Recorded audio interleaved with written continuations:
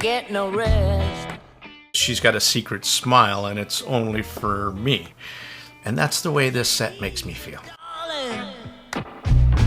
Cause the devil's on my trail. I've been running so long. What my sound preferences are. I like bass. And if it can have quantity and quality, yeah, I'm rocking it. Especially mid bass. I like the slam over the sub bass rumble. I like my mids super clean. Not a big fan of overly colored, overly thick, overly warm mids. Not a big fan of that.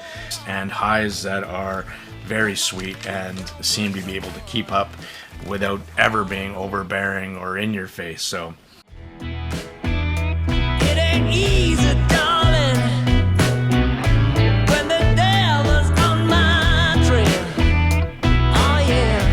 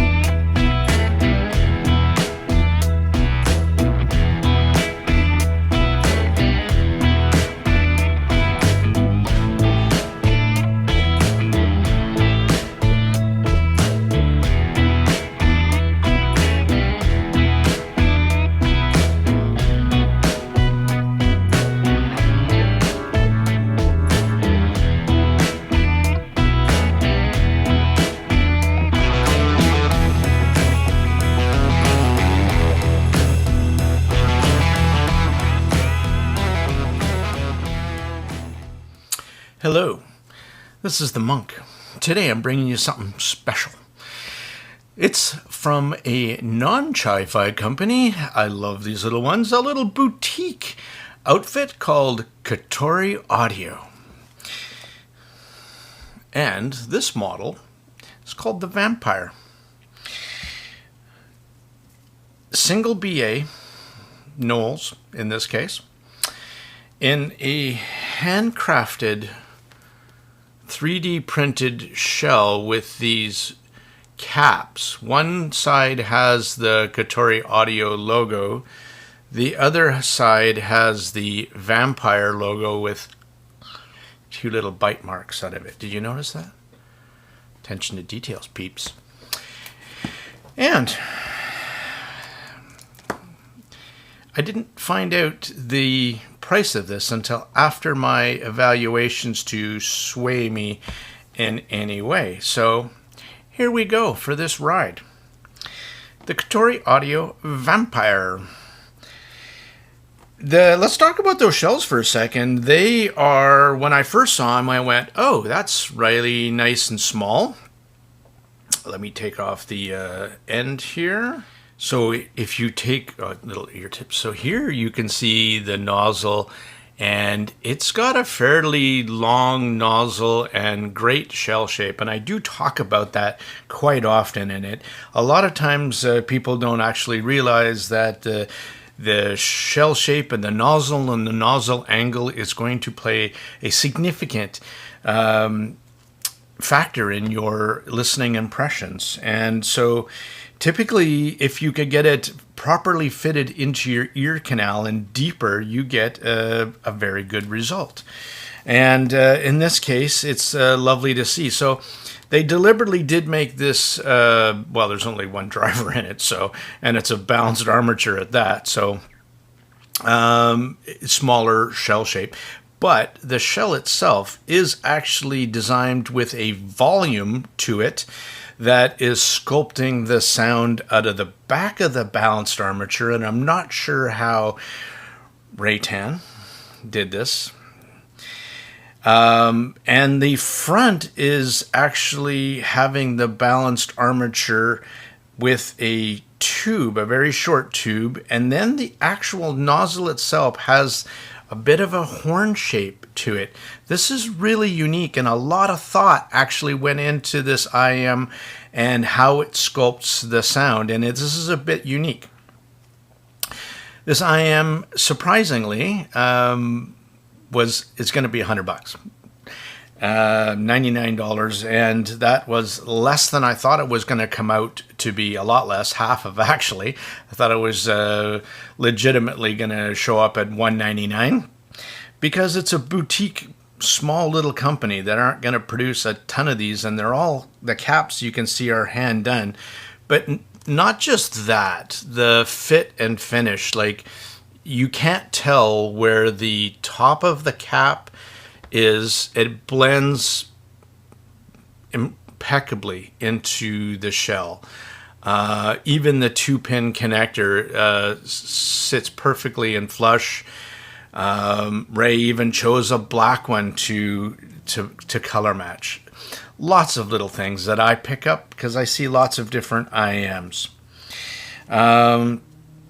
On the set that I have here, you will see that I'm using some Tangzu Sanchi ear tips, and that's because, and I'll talk about this one also is non-vented. So for people like me who are super sensitive about ear pressure, this doesn't have a vent, so I alleviate that with some of the pressure relieving ear tips. Now, you do sacrifice a bit of bass, so if you don't have that issue, full on use an Osla crystal tip or a Penon lacquer tip to get a super good seal. You'll get more bass than I could. But with me, with the ear pressure, these tips do wonders for me. Perfect. You would get more bass than me in your impressions if you didn't have to do that. Now, there is no doubt that they look stunning, and there was tons of work put into this. I'll tell you what, I think Ray's a bit of a romantic. You ready for his statement about these bad boys? Okay. The deep, mesmerizing scarlet design embodies the charm, elegance, and enigma of a vampire. I honestly think someone's reading too many sexy vamp books. Just saying. Kotori calls this beautiful IM vampire, and the whole thing is themed. Like, even down to the case with the 2 little bite marks out of it. I just thought that was a nice touch.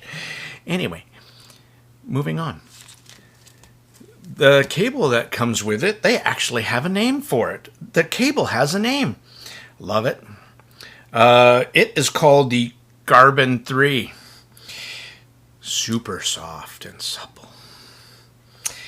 SPC, so silver-plated copper, and terminated with a 3.5 single-ended end. Has the Kotori audio logo on the divider, and on the chin slider is again a nice piece of aluminum. That actually is useful. So I like little things like that. The case, I did show you that. It's an aluminum case with a little bit of a liner in it, and it's big enough to actually hold the cable and the IMs together when you're transporting them from place to place. Let's go over some very exciting, but interestingly enough, specs. This single Knowles BA will do 20 hertz to 18 kilohertz. It's tuned with a 50 ohm impedance, and at that it still has a sensitivity of 112 dB, which means that though it does have a higher impedance, it actually is not hard to drive. Now, I had just come off of the Afoul Explorer, which was an absolute complete opposite of this set, where the Explorer, in my opinion, only sounded good at high and extremely high volumes. This set is a low and medium set, and I'll explain why that is. It also has to do with that impedance, and it also has to do with a lot of different stuff, and limitations, of course, with a single balanced armature. Now, I never heard the Magic 1 by Afoul. And so with all their little crazy technology, and I was curious. So this is my first single BA set. I've heard the High Senior T2, and I know what non-high driver count IMs can sound wonderful. Here to report, this is one of them. It's a very unconventional tuning, and it's a bit of a niche IM, so please follow along and see if this one is for you. I will tell you something, though. In my last listening session, I was listening to London Grammar. Hey now. Mm-hmm. And what it was doing for me was when she was singing, hey now, I was going, yeah. Hey now. It's like, hey, yeah. And then this is what awesome IMs that move you emotionally do. You go, damn, I wonder how that's going to sound on semisonic, because London Grammar was saying, hey now, and she was singing only to me, for me. That's how it made me feel. And then I put on Secret Smile by Semisonic. Again, I'm enveloped into the vocals that this set beautifully renders. And it themed to me, right? And again, London Grammar saying, hey now, and Semisonic is telling me that she's got a secret smile and it's only for me.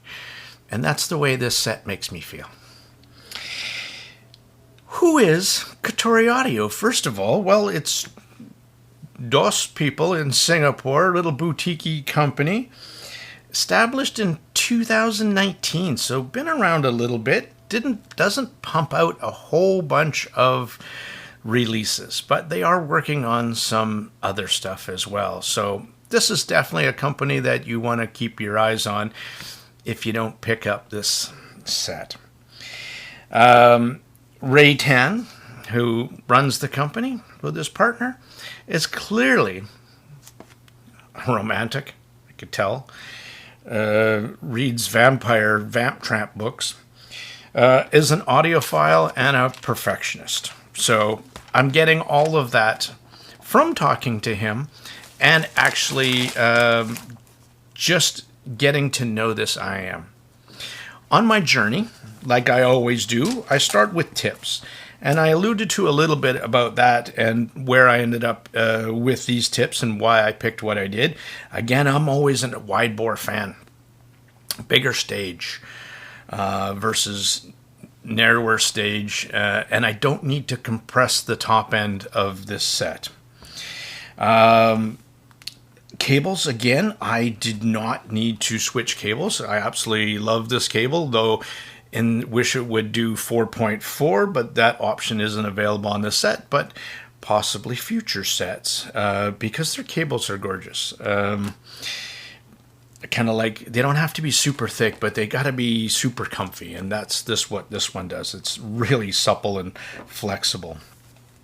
Now let's talk sources, because again, as I mentioned in my videos, I think that is super important to the reviewer to reveal the sources, because as I'm doing more and more DAP and gear reviews, I know that I can hear a difference between every single one of my DAPs and dongles.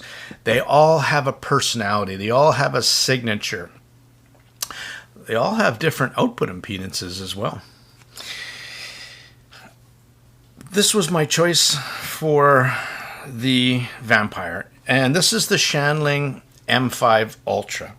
I know it has a slightly warm sound to it. It's also very revealing and very analytical at the same time, and it's got a crap ton of power as well. But I just really like the synergy of these two. So know that my source was choosing a slightly warmer source, and that's how I got to my impressions for sound. And let's jump right into sound, shall we? An unconventional tuning. So if you're a measure stabator, those are the people that we call who think they know how things sound by looking at a graph, you would be wrong. Let me pull up this graph. Actually, let me pull up this graph. Come unprepared. Though I took notes, I am shooting most of my vids from the hip.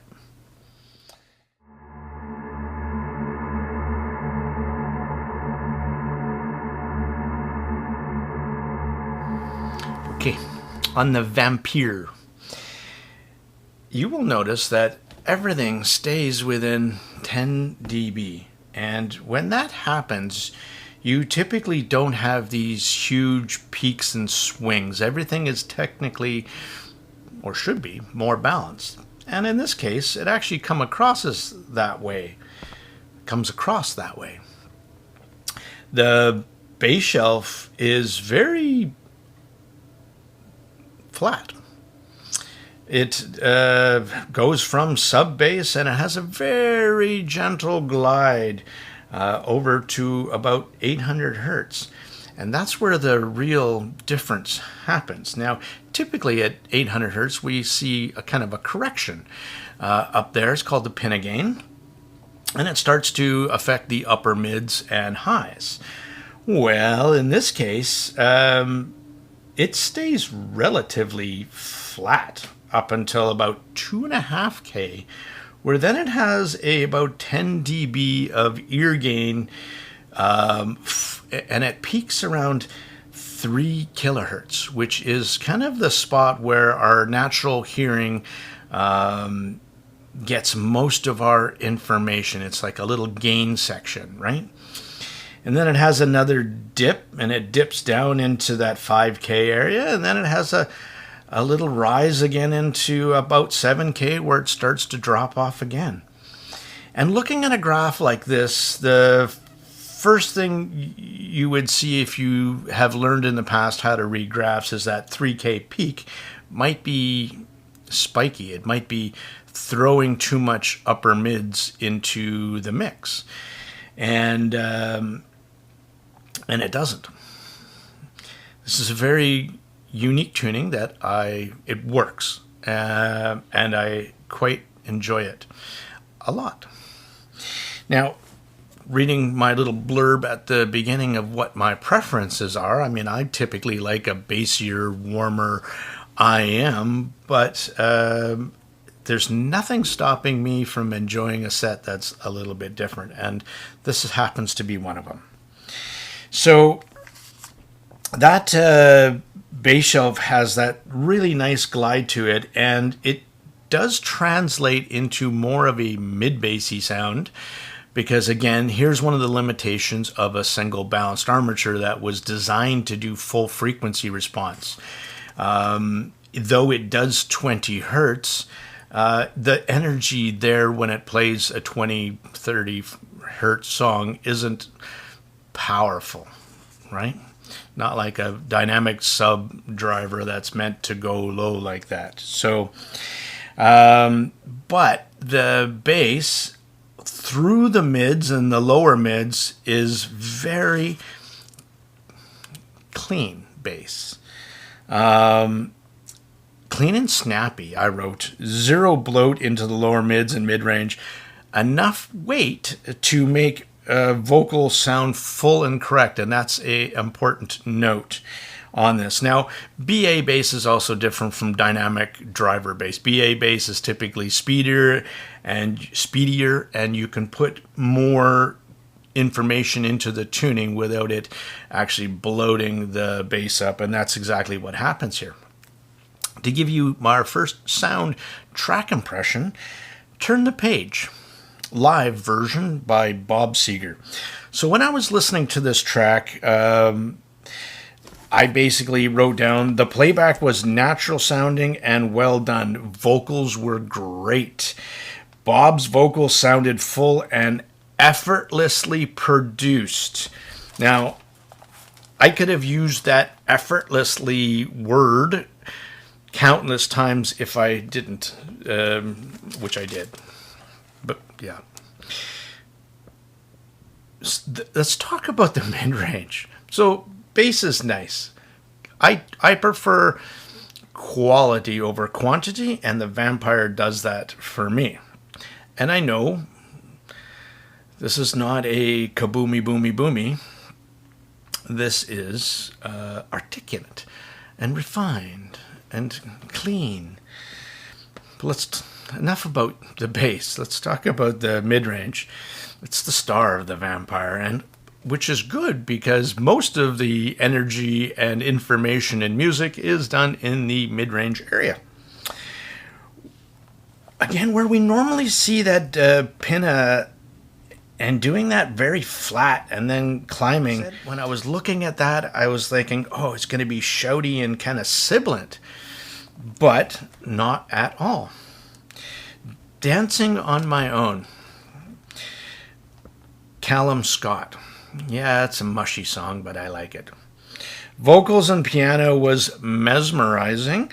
A riveting playback. Vocals were so natural and, I did use that word again, effortless. And the piano had body and weight. Going to California by Led Zeppelin. Another song to showcase the Vampires, how it renders vocals and mids so freely, and great detail and musicality. So let's hit another one while we're at it. Jet Airliner Remastered 2017 version, Steve Miller Band. The Vampire seems to follow the recordings. This is important. Very well. Vocal forward on one track and recessed on another track, and that is a excellent talent. On this track particularly, you can tell that the vocals are pushed back and the instruments are pushed forward as intended, I believe, and with great clarity and details in how it played it back. The guitar sings. Even at mid-high volumes, there was no harshness or fatigue in the top end. Bass fills out the entire tuning nicely. I'll interject at this point to also point out that this is not a high-volume set. If you had a track that had quite a bit of bass, one of the limitations of this single balanced armature, full range balanced armature, is that it will start to bag out at high volumes, or if there is a ton of bass. So obviously not a rap set. Midnight Sky by Miley Cyrus. punchy bass that is perfectly balanced with the vocals and treble. Do the vampires rock out? I guess I just answered that. This is not a bass canon. Quality over quantity, peeps. But the fun stage part, right? Great placement, stereo separation, and a great height and depth perception in this IM. Even when it plays instrumental and vocals, they do play in their own space at different heights and different depths.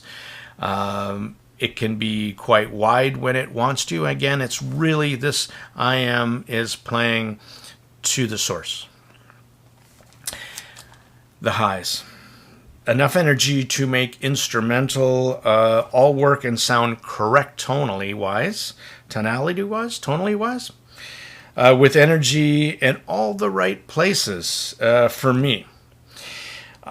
So also keep in mind I'm 50 plus, and I am still sensitive to overly saturated and sibilant top end, and the Vampires tuning works for me. Lots of energy up there, but not too much to,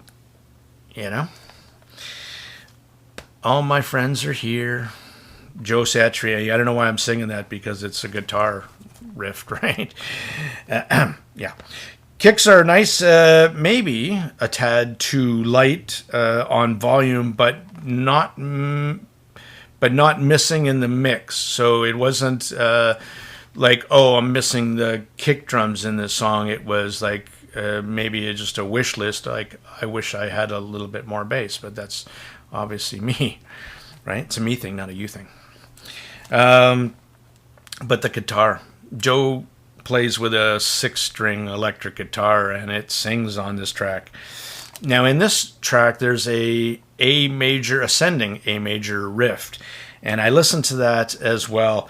Though the Vampire didn't have the best playback versus the best I've ever heard, but it did an overall great job on this track, and it still made it sound exciting and dynamic. So I have to give it credit for that, and can't take off too many marks for what it doesn't do, though I could. Behind Blue Eyes, The Who. Another track that showcases the beautifully rendered mids very organically, effortlessly. There goes that word again. And natural. There, I threw in another word there. Are you happy? Great stage and engaging again in this track.